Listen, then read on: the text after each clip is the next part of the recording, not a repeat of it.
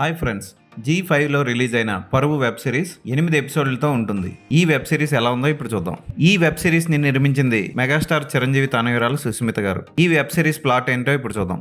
Sudheer, Dolly కులాలు వేరైనా ప్రేమించుకొని పారిపోయి పెళ్లి చేసుకుంటారు. హైదరాబాద్లో ఉంటూ ఉంటారు. అయితే వాళ్ళ చుట్టాలు బంధువు చనిపోయాడని తెలుసుకొని డాలీ తన భర్తతో పాటు గుంటూరు బయలుదేరుతుంది. తనను పికప్ చేసుకోవడానికి చందు అనే చుట్టం వస్తాడు.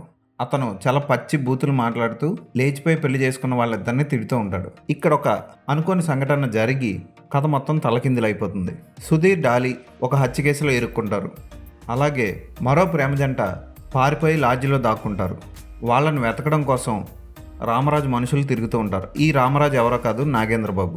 పరువు కాపాడుకోవడం కోసం, ఎలక్షన్స్లో గెలవడం కోసం రామరాజు ఏం చేశాడు, లాడ్జిలో దాక్కున్న జంట ఏమైంది, సుధీర్, డాలీ ఇరుక్కున్న సమస్య ఏంటి, ఇటువంటి ప్రశ్నలకు సమాధానం కావాలంటే వెబ్ సిరీస్ చూడాలి. వెబ్ సిరీస్ బాగుంటుంది. చాలా క్యారెక్టర్లు ఉంటాయి. చందు లవర్ క్యారెక్టర్ కూడా ఆకట్టుకుంటుంది. సీక్రెట్గా తన లవర్ ఏమైనా ఇన్వెస్టిగేషన్ చేస్తూ ఉంటుంది. అలాగే రామరాజు పాత్రలో నాగేంద్రబాబు గ్రే షేడ్స్ ఉన్న పాత్రను పోషించడం విశేషం.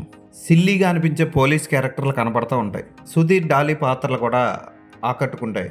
అనవసరం సీన్ని బాగా సాగదీశాడు దర్శకుడు చాలా చోట్ల. ఉదాహరణకి రామరాజు మనవడిని వెతుక్కుంటూ వెళ్ళిన పోలీస్ మోగవాడి ఇంటికి వెళ్తాడు. ఆ సీన్ని బాగా సాగదీశాడు దర్శకుడు. అలాగే చాలా సీన్లు ఉంటాయి. ఇక చావు ఇంటికి వచ్చిన చుట్టాలతో డాలీ మాట్లాడే సన్నివేశాలు అనవసరంగా అనిపిస్తాయి.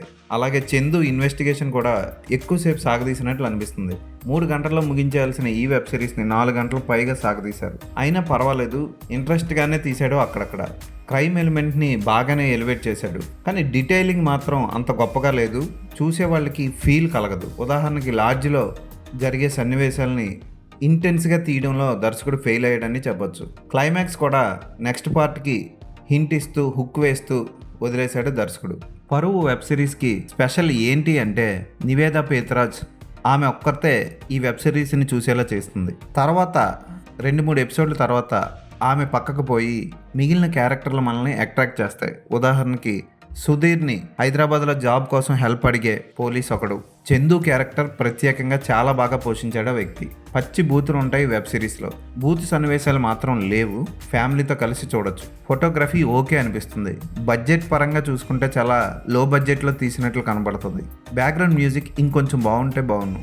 ఏదైనా ఈ వెబ్ సిరీస్ ఓకే అనిపిస్తుంది, ఒకసారి చూడొచ్చు. ఈ వెబ్ సిరీస్కి నేను ఇచ్చే రేటింగ్ 3/5.